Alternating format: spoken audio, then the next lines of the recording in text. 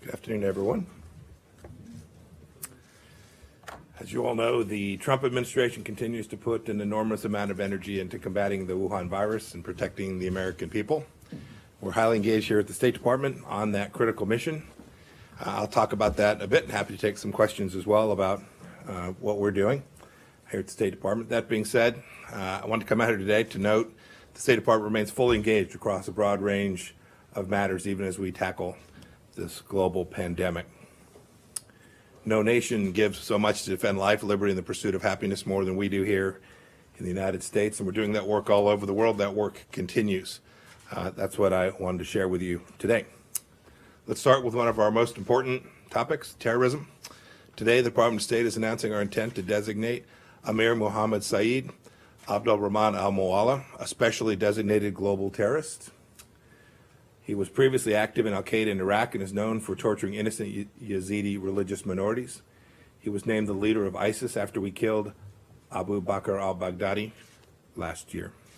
We've destroyed the caliphate, and we remain committed to ISIS's enduring defeat, no matter who they designate as their leader. Continuing on designations and our leadership in trying to staunch the flow of terror groups, the Department of State is today also sanctioning 9 entities based in South Africa, in Hong Kong, and in China, as well as 3 Iranian individuals, all for knowingly engaging in significant transactions for the purchase, acquisition, sale, transport, or marketing of petrochemical products from Iran, the world's largest leading state sponsor of terror.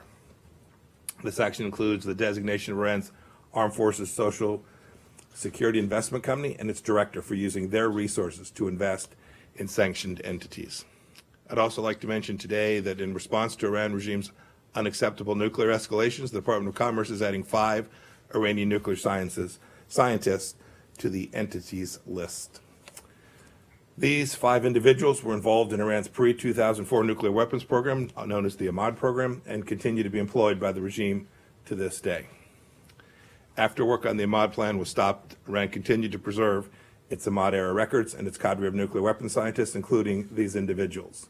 Many unanswered questions remain about Iran's undisclosed past nuclear-related activities. These new listings today by the Department of Commerce reaffirm the importance of demanding a full and honest accountability and accounting from Iran of its past nuclear weapons-related activities.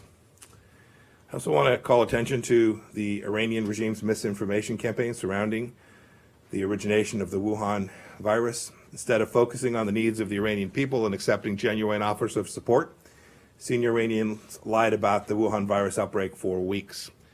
The Iranian leadership is trying to avoid responsibility for their grossly incompetent and deadly governments. Sadly, the Iranian people have been suffering these kinds of lies for 41 years. They know the truth. The Wuhan virus is a killer, and the Iranian regime is an accomplice. We're trying to help. We continue to offer assistance to Iran in numerous ways, and we will continue to do so. We have an open humanitarian channel to facilitate legitimate transactions, even while ensuring our maximum pressure campaign denies terrorists money. We are assisting the IAEA, nuclear watchdog, their inspectors, who are trying to ensure that Iran continues to comply with the Nuclear Non-Proliferation Treaty. We've allocated $1 million through the IAEA to provide member states that requested support with coronavirus test kits and training. And in the spirit of humanitarian gestures, the United States also continues to call on Iran to immediately release all wrongfully detained Americans being held inside of that country. We will continue to hold the regime responsible for its terror, and we will continue to assist the Iranian people. On to Syria, our efforts to help the Syrian people. Earlier today, the United States designated the Assad regime's Minister of Defense, Lieutenant General Ali Abdul Ayoub, for perpetuating the violence and the disastrous humanitarian crisis inside of Syria. His deliberate actions since December of 2019 have prevented a ceasefire from taking hold inside of Syria. The obstruction resulted in the displacement of almost 1 million people in dire need of humanitarian aid in the midst of a cold winter in Idlib.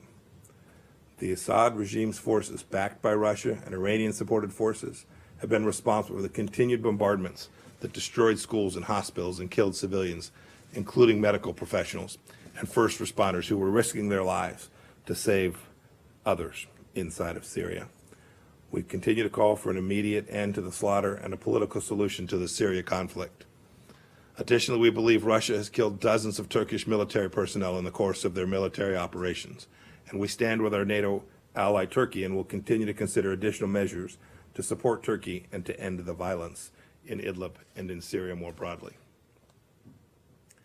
Turning to the ICC, a so-called court which is revealing itself to be a nakedly political body. As I said the last time I stood before you, we oppose any effort by the ICC to exercise jurisdiction over U.S. personnel. We will not tolerate its inappropriate and unjust attempts to investigate or prosecute Americans. When our personnel are accused of a crime, they face justice in our country. It has recently come to my attention that the chef de cabinet to the prosecutor, Sam Shomanesh, and the head of jurisdiction, complementarity and cooperation division, Fasiko Mochichoka, are helping drive ICC prosecutor Fatou Bensouda's effort to use this court to investigate Americans. I'm examining this information now and considering what the United States' next steps ought to be with respect to these individuals and all those who are putting Americans at risk. We want to identify those responsible for this partisan investigation and their family members who may want to travel to the United States or engage in activity that's inconsistent with making sure we protect Americans. This court, the ICC, is an embarrassment. It's exposing and we are exposing and confronting its abuses, and this is a true example of American leadership to ensure that multilateral institutions actually perform the missions for which they were designed. A quick note from South America, and then I'll take some questions. The United States is closely monitoring the tabulation of votes in Guyana, the election took place back on March 2nd. We joined the OAS, the Commonwealth, EU, CARICOM, and other democratic partners in calling for an accurate count. We commend CARICOM's role in seeking a swift democratic resolution, and it's important to note that the individuals who seek to benefit from electoral fraud and form illegitimate governments, regimes, will be subject to a variety of serious consequences from the United States. With that, I'm happy to take questions. Hey, Mr. Secretary. Hello. I was wondering if you could give us a more specific sense on how coronavirus has affected the State Department, how many employees have been tested positive, quarantined, or teleworking. And then separately, a note that went out yesterday from the State Department saying that China is spreading information about the origins of coronavirus. In light of that, do you believe that China's containment has been as successful as officials there say, and do you believe that China is honestly reporting its infection numbers? So with respect to the State Department, we're taking activities that have two objectives. First is to maintain our capability to deliver American diplomacy. We'll never sacrifice that capability. And second, we want to protect our workforce so that they can continue to do that. We've taken many measures. We've issued, I think it's now some 15 guidelines. We've limited travel. You've seen the work that we've done here. We'll continue to do that. We'll continue to take care of our team. We'll act in a way that's consistent with the CDC's guidelines and the professional medical staff that works here at the State Department, who, by the way, has performed unbelievably. The work that our medical team has done, the work that we did to get Americans out of Wuhan, the work that we've done on these cruise ships to protect American lives is in the finest tradition of American diplomacy. It's truly some of the most amazing things I've seen State Department officers do during my time here as Secretary. I'm so proud of the way the team has performed there. And we have an obligation, therefore, to make sure and take care of them and all of our team, and we'll continue to do that. Your question about China, look, the disinformation campaign that they are waging is designed to shift responsibility. Now's not the time for recrimination. Now's the time to solve this global pandemic and work to take down risks to Americans and people all across the world. My team just got off the phone with our ambassador in Italy. The remarkable work our team's doing there to help the Italian people would make every American proud. We're doing this all across the world. There will come a day when we will go evaluate how the entire world responded. We know this much. We know that the first government to be aware of the Wuhan virus was the Chinese government. That imposes a special responsibility to raise the flag, to say, we have a problem, this is different and unique and presents risk. And it took an awful long time for the world to become aware of this risk that was sitting there, residing inside of China. We'll do the after action when the time is right. Every nation has responsibility to share all of their data, all of their information in as timely and accurate fashion as they have the ability to do. not only because it's the right thing to do, because that's how you save lives, for your own people as well. The Chinese Communist Party had a responsibility to do this not only for Americans and Italians and South Koreans and Iranians who are now suffering, but for their own people as well. Oh, I was just going to ask, how do you think their response is now, currently? We're all working to solve the problem. Mr. Secretary, I was wondering, first of all, how you're feeling. I feel great. And Not as good when I'm here with y'all, but the rest of the day I've been feeling fantastic. I'll try not to be offended, sir. I love you just as much as you love me. I So I'm going to ask my questions now. I'm seriously, I'd like to follow up on my colleague's question and ask if anyone in this building or in the diplomatic corps overseas has tested positive for the virus, what you're doing for those employees. And then at our embassies overseas, are we ramping up medical facilities? What is the plan to treat Americans in those countries since a lot of the flights have been canceled, the borders are closed? Are they getting sent testing kits? How is any of that working? And then I also have an Afghanistan question, but I can wait. So I don't want to spend too much time talking about the intricacies of what the State Department's doing. It is a rapidly evolving situation. I stay as current as I can on what our support team is doing for our team. State Department officials and every American should know we're going to do everything we can to take care of our team. We've had a couple of employees, you can count them on one hand, who have positive tests. We've handled those exactly the way we're asking every American to respond to those wherever they find themselves in the world.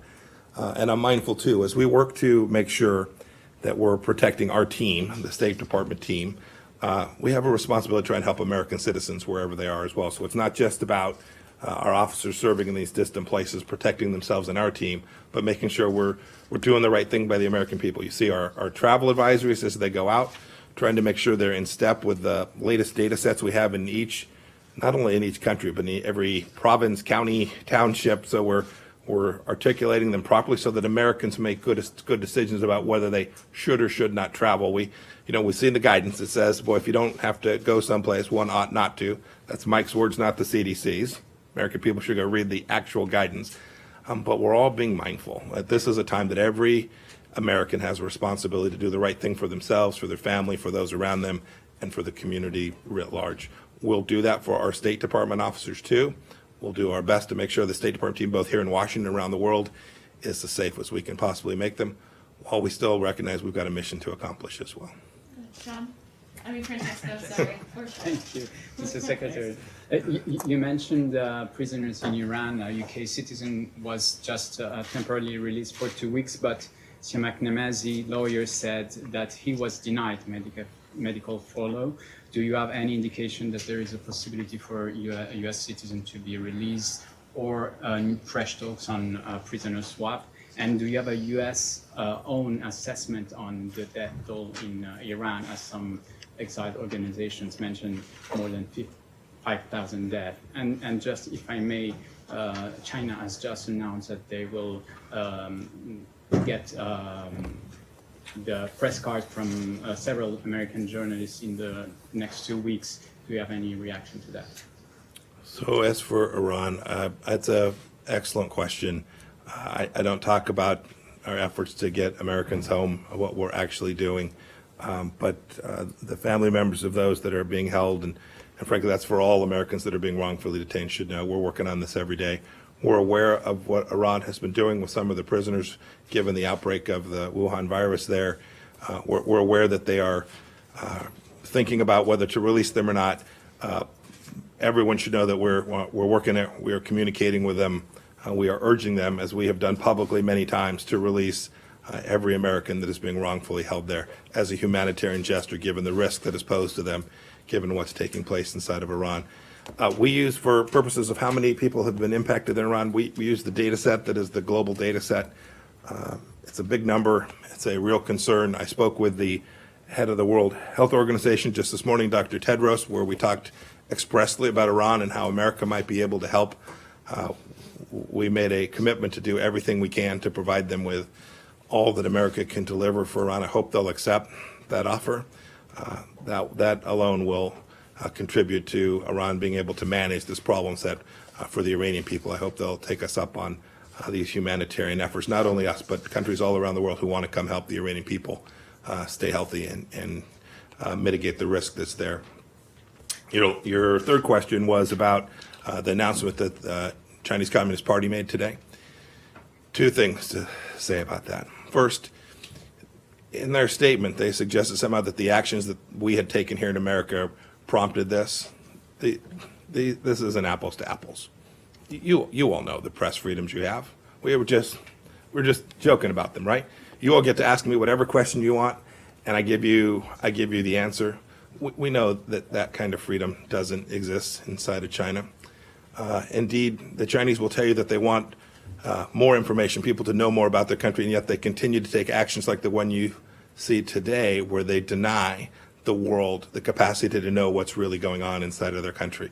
The individuals that we identified a few weeks back were not media that were acting here freely. They were part of Chinese propaganda outlets. We'd identified these as foreign missions under American law. These aren't apples to apples in any respect, and I regret China's decision today to further foreclose the world's ability to conduct the free press operations that, frankly, would be really good for the Chinese people. Really good for the Chinese people in these incredibly challenging global times where more information, more transparency are what will save lives. This is unfortunate. We just saw it. I hope they'll reconsider. I'm sorry, sir. Great. Thank you all.